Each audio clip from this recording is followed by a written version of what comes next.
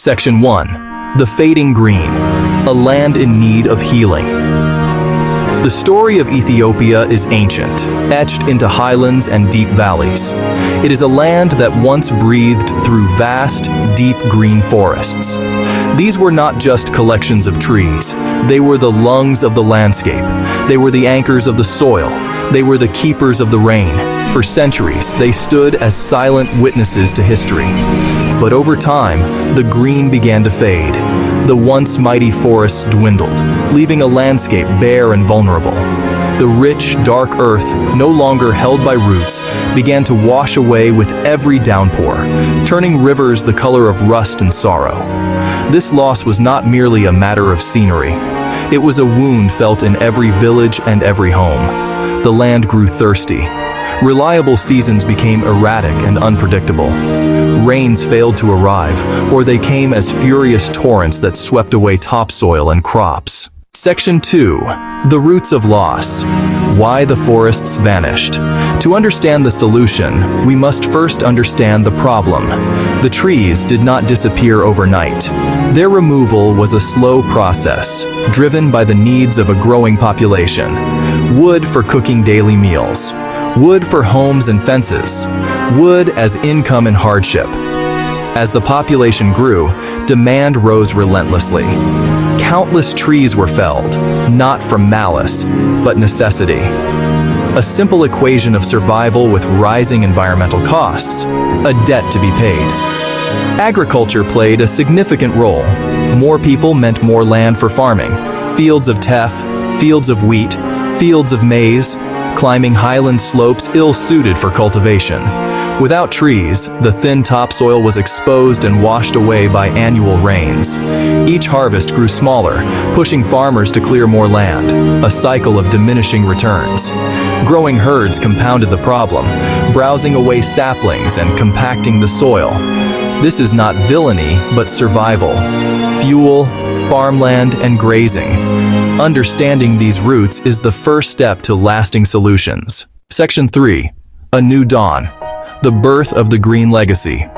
In the face of immense challenge, a bold idea took root. In 2019, Ethiopia launched the Green Legacy, a movement of unprecedented scale, powerful in its simplicity. A nationwide call to action. Every citizen invited to reforest their country. School children planting saplings. Urban volunteers in city parks. Farmers on the hills. Beyond planting, cultivating a culture of stewardship and care. Embedding the value of trees in the national consciousness. The ambition was staggering. A goal of 4 billion seedlings in 1 year. The nation mobilized. Government offices, schools, religious institutions, community groups, private citizens. On a July day in 2019, millions streamed to fields, hillsides, and urban spaces. They came with shovels. They came with watering cans. Young students stood with seasoned farmers. City dwellers worked beside pastoralists. Leaders planted side by side with ordinary people. A powerful display of unity. What a nation can achieve together. Official reports claimed over 350 million in a single day, a symbolic act of defiance against degradation. More than a campaign, a social movement, a tangible expression of hope. A new dawn breaking over Ethiopia, tinted with the vibrant green of millions of saplings. It really felt like the start of something lasting. Section 4. Hands in the Earth. A nation mobilized. Success did not come from a single command, but from countless local efforts. The campaign adapted to each community. Across the country, nurseries became hives of activity, often run by women's cooperatives and youth groups. Women emerged as powerful leaders, organizing, managing, and caring for young trees. The initiative brought purpose and economic empowerment. By growing and selling seedlings, many earned income and a stronger voice at home.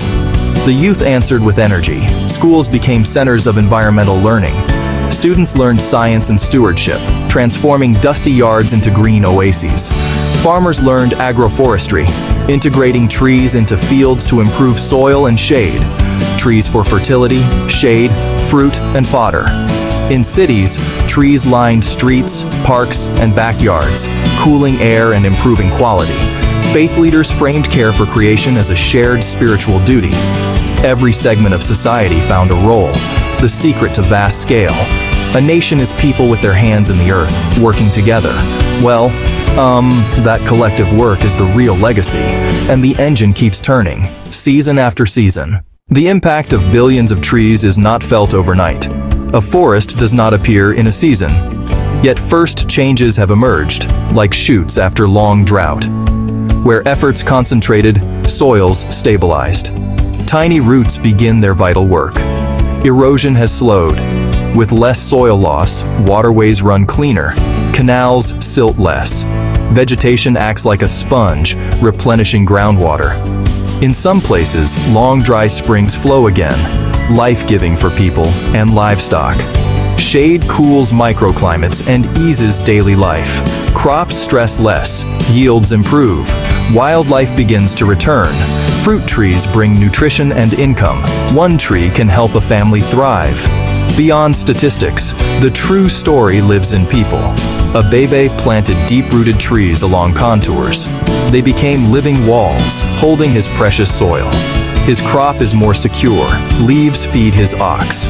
Small changes, profound impact. Fatuma started a nursery with a small loan and training. Today she sells thousands of saplings. Her income supports education and brings respect. Children learn names, needs, and benefits, becoming future guardians of the green legacy. Section 7. The Thorny Path. Challenges on the Green Road. Planting is a moment of hope, but only the beginning. Many seedlings do not survive the first year in water-scarce regions. Survival demands sustained effort and water. Free grazing livestock can undo months of work in hours. Solutions lie in dialogue, new grazing patterns, and shared responsibility. Monocultures are vulnerable. Biodiversity is critical. A diverse forest is more resilient and beneficial. Long-term success requires policy, budgets, and institutions beyond a single leader. Funding for nurseries, extension, and scientific monitoring is essential. Lessons turned the movement from mass planting to intelligent restoration. Native, drought-resistant species matched to soil and altitude, dramatically higher survival. Low-cost watering innovations collect dew and release moisture slowly. Microcatchments trap runoff and fertility around saplings. Trees become partners, boosting soil, shade, food, and income. Blending local knowledge with science empowers communities and the land they know best. The land is our teacher. By listening, the green path becomes clear. Ethiopia's green legacy proves our capacity for change. It began with stark recognition, a land losing its vitality. It became a national mission, a journey from loss to pride. Millions with hands in the earth, an image of profound hope. Barren hills stitched with green, soil staying where it belongs. Shade cools the air. Livelihoods grow a little more secure. New skills, income, and pride take root alongside saplings. Challenges remain: water scarcity, survival, long-term protection. Success depends on persistence. It will take leaders' support, scientific innovation, and the people's commitment.